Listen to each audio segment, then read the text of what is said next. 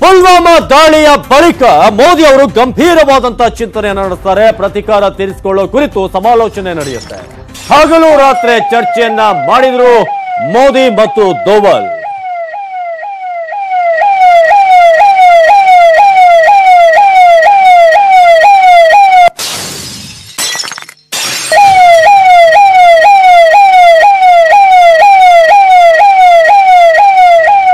ಪುಲ್ವಾಮಾ ದಾಳಿಯ ಬಳಿಕ ಮೋದಿ ಗಂಭೀರ ಚಿಂತನೆಯನ್ನ ನಡೆಸಿದ್ದಾರೆ. ಪ್ರತೀಕಾರ ತೀರಿಸಿಕೊಳ್ಳುವ ಬಗ್ಗೆ ನಿರಂತರ ಸಮಾಲೋಚನೆ ಆಗಿದೆ.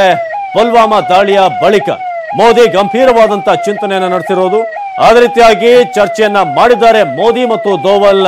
ಹಗಲು ರಾತ್ರಿ ಯಾವ ರೀತಿಯಾಗಿ ನಾವು ಆಪರೇಷನ್ ಅನ್ನ ಕೈಗೊಳ್ಳಬೇಕು, ಯಾವ ರೀತಿಯಾಗಿ ಮುಂದೆ ಹೋಗಬೇಕು. ಈ ಬಾರಿ ಸರ್ಜಿಕಲ್ ಸ್ಟ್ರೈಕ್ ಸಾಧ್ಯವೇ ಇರಲಿಲ್ಲ. ಗಡಿಯಲ್ಲಿ ಉಗ್ರರ ಕ್ಯಾಂಪ್ ಅನ್ನ ತೆರವು ಮಾಡಿತ್ತು ಪಾಕ್. ಹೆಚ್ಚು ದೂರ ಯೋಧರನ್ನ ಕಳಿಸಿದ್ರೆ ಪ್ರಾಣ ಹಾನಿಯ ಭೀತಿ ಇತ್ತು. ಹಾಗಾಗಿ ಈ ಬಾರಿ ಸರ್ಜಿಕಲ್ ಸ್ಟ್ರೈಕ್ ಸೂಕ್ತವಾದಂತದ್ದಲ್ಲ ಅನ್ನೋ ಒಂದು ನಿರ್ಧಾರಕ್ಕೆ ಬರಲಾಗಿತ್ತು. ಬಾಲಾಕೋಟ್ ಬಗ್ಗೆ ಗುಪ್ತಚರ ದಳದಿಂದ ಮಾಹಿತಿ ಸಿಕ್ಕಿತ್ತು. ಉಗ್ರರ ಕ್ಯಾಂಪ್ ಫೆಬ್ರವರಿ 20ಕ್ಕೆ ಶುರುವಾಗುತ್ತೆ ಅಂತ ಐಬಿ ತಿಳಿಸಿತ್ತು.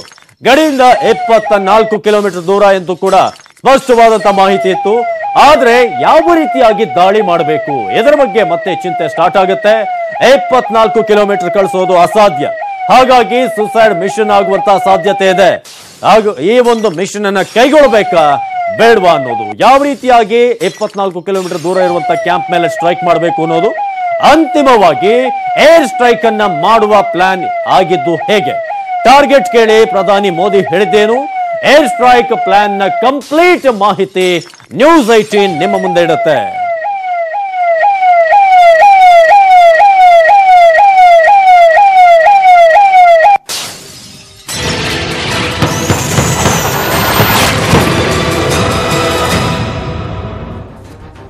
ಪ್ರತೀಕಾರಕ್ಕಷ್ಟೇ ಪ್ಲಾನ್ ಮಾಡಿತ್ತು ಭಾರತ. ಆದ್ರೆ ಮೊದಲು ಟಾರ್ಗೆಟ್ ರೆಡಿ ಮಾಡಿದ್ದ ಗುಪ್ತಚರ ದಳ 24 ಕಿಲೋಮೀಟರ್ ದೂರದ ಟಾರ್ಗೆಟ್ ಇದೆ. ಇದು ಐಬಿ ಹೇಳಿದ್ದು. ಪ್ರತೀಕಾರಕ್ಕಷ್ಟೇ ಭಾರತ ಪ್ಲಾನ್ ಮಾಡಿರುತ್ತೆ. 24 ಕಿಲೋಮೀಟರ್ ದೂರದಲ್ಲಿ ಟಾರ್ಗೆಟ್ ಇದೆ. ಗುಪ್ತಚರ ಇಲಾಖೆ ಇದರ ಬಗ್ಗೆ ಮಾಹಿತಿಯನ್ನು ಕೊಡುತ್ತೆ, ಐಬಿ ಕೊಡುತ್ತೆ. ಅವ್ರು ಹೇಳೋ ಪ್ರಕಾರ 24 ಕಿಲೋಮೀಟರ್ ದೂರದಲ್ಲಿ ಕ್ಯಾಂಪ್ ಓಪನ್ ಆಗಿದೆ ಫೆಬ್ರವರಿ 20ಕ್ಕೆ. ಅಲ್ಲಿಗೆ ನಾವು ಟಾರ್ಗೆಟ್ ಮಾಡಬೇಕು ಅಂತ ದಾಳಿಗೂ ಮೊದಲು ಪ್ರಧಾನಿ ಮೋದಿ ಸ್ಪಷ್ಟವಾದಂತ ಸೂಚನೆಯನ್ನ ಕೂಡ ಕೊಟ್ಟಿದ್ರು. ಏನ್ 24 ಕಿಲೋಮೀಟರ್ ದೂರದಲ್ಲಿದ್ದಂತ ಟಾರ್ಗೆಟ್ ಏನಿದೆ ಅದಕ್ಕೆ ಸಂಬಂಧಪಟ್ಟಂತೆ ಮೊದಲು ಪ್ರಧಾನಿ ಬಹಳ ಸ್ಪಷ್ಟವಾದಂತಹ ಸೂಚನೆ ಕೊಟ್ಟಿದ್ರು. ನಮ್ಮ ಯೋಧರ ಸುರಕ್ಷತೆಯೇ ಮೊದಲ ಆದ್ಯತೆ, ನಮ್ಮವರ ಪ್ರಾಣ ಹಾನಿ ಆಗದಂತೆ ದಾಳಿಗೆ ಖುದ್ದು ಪ್ರಧಾನಿ ಅವರು ಸೂಚನೆಯನ್ನ ಕೊಟ್ಟಿದ್ರು ಅಂತ. ಈ ವೇಳೆ ಅಖಾಡಕ್ಕೆ ಇಳಿದಿದ್ದು ಮಾಸ್ಟರ್ ಮೈಂಡ್ ಅವರು ಅಲ್ಲಿ ಯಾವ ರೀತಿಯಾಗಿ ಮಾಡಬೇಕು ಅಂತ ಅಜಿತ್ ದೋವಲ್ ಏರ್ ಸ್ಟ್ರೈಕ್ ನ ಪ್ಲಾನ್ ಅನ್ನ ಮಾಡ್ತಾರೆ.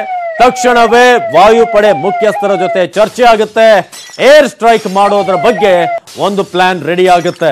ಅಲ್ಲಿಂದ ಅರ್ಧ ಗಂಟೆಯಲ್ಲೇ ದಾಳಿ ಮುಗಿಸ್ತೇವೆ ಅಂತ ಐಎಫ್ ನ ಏನು ಇವ್ರು ಹೇಳ್ತಾರೆ. ಐಎಫ್ ನ ಅಲ್ಲಿ ಹೇಳಿದಾಗ ಪಾಕ್ ದಾಳಿಗೆ ಯೋಚಿಸೋ ಮುನ್ನವೇ ಪಾಕ್ ವಾಪಸ್ ಆಗ್ತೇವೆ. ಏರ್ ಸ್ಟ್ರೈಕ್ ಬಗ್ಗೆ ಮೋದಿಗೆ ದೋವಲ್ ಮಾಹಿತಿಯನ್ನ ಕೊಡ್ತಾರೆ. ಈ ರೀತಿಯಾಗಿ ನಾವು ಏರ್ ಸ್ಟ್ರೈಕ್ ಅನ್ನ ಮಾಡಬಹುದು, ಯೋಧರ ಪ್ರಾಣ ಹಾನಿ ಆಗದಿದ್ರೆ ದಾಳಿ ಮಾಡಿ ಅಂತ ಮೋದಿ ಅವರು ತಿಳಿಸ್ತಾರೆ. ಆದರೂ ಕೂಡ ಮುಂಜಾಗ್ರತಾ ಕ್ರಮವಾಗಿ ಒಂದು ಸ್ಕ್ವಾಡ್ರನ್ ಬಳಕೆ, ಒಂದು ಸ್ಕ್ವಾಡ್ರನ್ 12 ಮಿರಾಜ್ ವಿಮಾನವನ್ನ ಬಳಕೆ ಮಾಡಲಾಗುತ್ತೆ. ಯೋಧರ ಪ್ರಾಣ ಹಾನಿ ಆಗಬಾರದು, ಆ ರೀತಿಯಾದಂತಹ ದಾಳಿಯನ್ನ ಮಾಡಿ. ಇದೇ ರೀತಿ ದಾಳಿ ಮಾಡ್ತಾ ಇತ್ತು ಇಸ್ರೇಲ್ ನ ವಾಯುಪಡೆ. ಟಾರ್ಗೆಟ್ ವಿಮಾನಗಳಿಗೆ ಬೇರೆ ವಿಮಾನಗಳಿಂದ ರಕ್ಷಣೆ ಸಿಗ್ತಾ ಇತ್ತು. 3 ವಿಮಾನಗಳಿಗೆ ರಕ್ಷಣೆಯನ್ನು ನೀಡಿದ್ವು 9 ವಿಮಾನಗಳು. ಹಾಗಾಗಿ ಈ ಒಂದು ಆಪರೇಷನ್ ಅನ್ನ ಮಾಡೋದಕ್ಕೆ ಸಾಧ್ಯವಾಯಿತು. ಇದೇ ರೀತಿ ಇಸ್ರೇಲ್ ಕೂಡ ಯುದ್ಧದ ಪ್ಲಾನ್ ಗಳನ್ನ ಮಾಡ್ಕೊಂಡಿತ್ತು, ಪ್ರತೀಕಾರವಷ್ಟೇ ಪ್ಲಾನ್ ಮಾಡಿತ್ತು. ಅದಾದ ನಂತರ ಯಾವ ರೀತಿಯಾಗಿ ನಾವು ಪ್ಲಾನ್ ಮಾಡಬೇಕು, ಸರ್ಜಿಕಲ್ ಸ್ಟ್ರೈಕ್ ಈ ಬಾರಿ ಸಾಧ್ಯ ಇಲ್ಲ. ಹಾಗಾಗಿ ನಾವು ಬೇರೆ ಮಾರ್ಗದ ಮೂಲಕ ಈ ಬಾರಿ ಫೆಬ್ರವರಿ 20ಕ್ಕೆ ಆರಂಭವಾದಂತ ಕ್ಯಾಂಪ್ ಏನಿದೆ ಜೈಷ್ ಎ ಮೊಹಮ್ಮದ್ ನ ಕ್ಯಾಂಪ್, ಆ ಒಂದು ಕ್ಯಾಂಪ್ ಮೇಲೆ ಅಟ್ಯಾಕ್ ಮಾಡೋದಕ್ಕೆ ಅಜಿತ್ ದೋವಲ್ ಮತ್ತು ಮೋದಿ ಅವರು ಗಂಭೀರವಾದಂತಹ ಚರ್ಚೆಯನ್ನು ನಡೆಸಿ ಏರ್ ಸ್ಟ್ರೈಕ್ ನ ನಿರ್ಧಾರಕ್ಕೆ ಬರ್ತಾರೆ.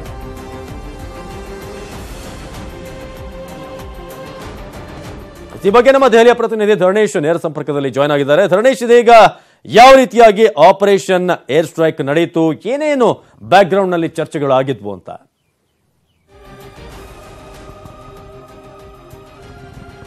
ಅವಿನಾಶ್, ಪುಲ್ವಾಮಾದಲ್ಲಿ ನಮ್ಮ 40 ಮಂದಿ ಸಿಆರ್ಪಿಎಫ್ ಯೋಧರನ್ನ ಬಲಿ ತೆಗೆದುಕೊಂಡಂತಹ ಆತ್ಮಾಹುತಿ ದಾಳಿ ಪ್ರಕರಣಕ್ಕೆ ಪ್ರತೀಕಾರವನ್ನ ತೀರಿಸಿಕೊಳ್ಳಲೇಬೇಕು ಅಂತೇಳಿ ಪಣವನ್ನ ತೊಡಲಾಗಿತ್ತು. ಮತ್ತೆ ಈ ರೀತಿಯ ಒತ್ತಡ ದೇಶದಾದ್ಯಂತ ಕೇಳಿಬರ್ತಾ ಇತ್ತು, ಪುಲ್ವಾಮಾ ಘಟನೆಗೆ ಪ್ರತೀಕಾರವನ್ನ ತೀರಿಸಿಕೊಳ್ಳಲೇಬೇಕು ಅಂತ.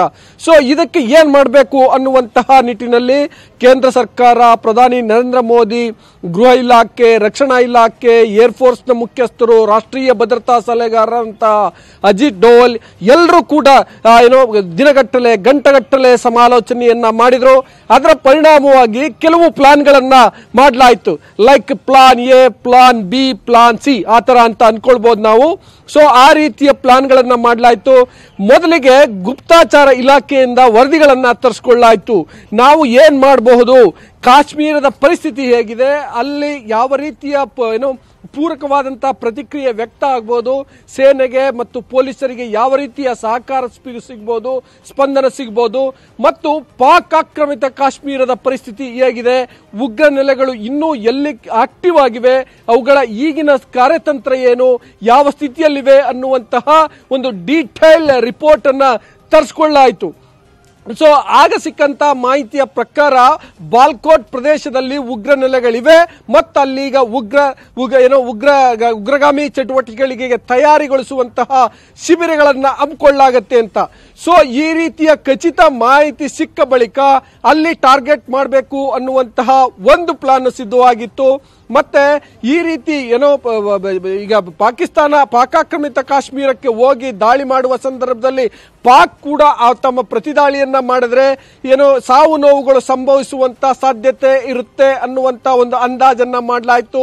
ಇದಕ್ಕೆ ಕೇಂದ್ರ ಸರ್ಕಾರ ನಮ್ಮ ಯೋಧರನ್ನ ಬಲಿ ಕೊಟ್ಟು ಪ್ರತಿದಾರ ತೀರಿಸಿಕೊಳ್ಳುವಂತ ಅಗತ್ಯ ಇಲ್ಲ, ಅದಕ್ಕೆ ಹೊರತಾಗಿ ಯೋಧರ ಸಾವಿನ ಹೊರತಾಗಿ ನಾವು ಪ್ರತೀಕಾರವನ್ನ ತೀರಿಸಿಕೊಳ್ಬೇಕು ಅನ್ನುವಂತ ನಿರ್ಧಾರಕ್ಕೆ ಬಂದಿತ್ತು.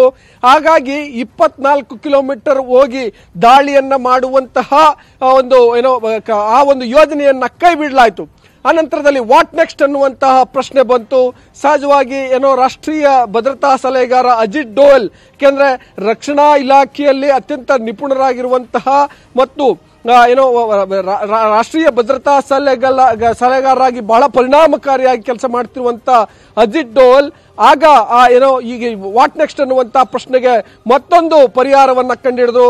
ಅದೇ ಏರ್ ಸ್ಟ್ರೈಕ್. ಅಂದ್ರೆ ಏರ್ ಸ್ಟ್ರೈಕ್ ಅನ್ನ ಮಾಡುವ ಮುಖಾಂತರ ಪ್ರತೀಕಾರವನ್ನ ತೀರಿಸಿಕೊಳ್ಬೇಕು ಅನ್ನುವಂತಹ ಒಂದು ಪ್ರಸ್ತಾವನೆಯನ್ನ ಅವರು ಮುಂದಿಟ್ರು.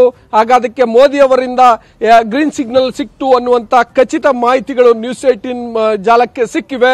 ಸೊ ಈಗ ಏರ್ ಸ್ಟ್ರೈಕ್ಗೆ ಯಾವಾಗ ಗ್ರೀನ್ ಸಿಗ್ನಲ್ ಸಿಕ್ಕ ಬಳಿಕ ವಾಯುಪಡೆಯ ಮುಖ್ಯಸ್ಥರೊಂದಿಗೆ ಚರ್ಚೆಯನ್ನ ಮಾಡಿ ಏರ್ ಸ್ಟ್ರೈಕ್ ನ ಸ್ವರೂಪ ಹೇಗಿರಬೇಕು ಅನ್ನುವಂತ ನಿರ್ಧಾರಕ್ಕೆ ಬರಲಾಯಿತು. ಸೊ ಏರ್ ಸ್ಟ್ರೈಕ್ ಒಂದು ಸ್ಕ್ವಾಡ್ರನ್ ಅನ್ನ ಮಾಡಿ ಅದಕ್ಕೆ 12 ಯುದ್ಧ ವಿಮಾನಗಳನ್ನ ಸೇರಿಸಿ ದಾಳಿ ಮಾಡಬೇಕು ಮತ್ತು ಅಂತ ಹೇಳಲಾಯಿತು. ಆಗ ಅರ್ಧ ಗಂಟೆಯೊಳಗೆ ಇಡೀ ಕಾರ್ಯಾಚರಣೆಯನ್ನ ಮುಗಿಸಬೇಕು, ಅಂದ್ರೆ ಶತ್ರು ಎಚ್ಚೆತ್ತುಕೊಂಡು ಪ್ರತಿದಾಳಿ ಮಾಡುವ ಮುನ್ನವೇ ವಾಪಸ್ ಬರಬೇಕು ಅನ್ನುವಂತ ನಿರ್ಧಾರ ಮಾಡಲಾಗಿತ್ತು. ಅದೀಗ ಸಕ್ಸಸ್ ಆಗಿದೆ. ಅವಿನಾಶ್, ಧನ್ಯವಾದ ಮಾಹಿತಿಗಾಗಿ ಧರಣೇಶ್.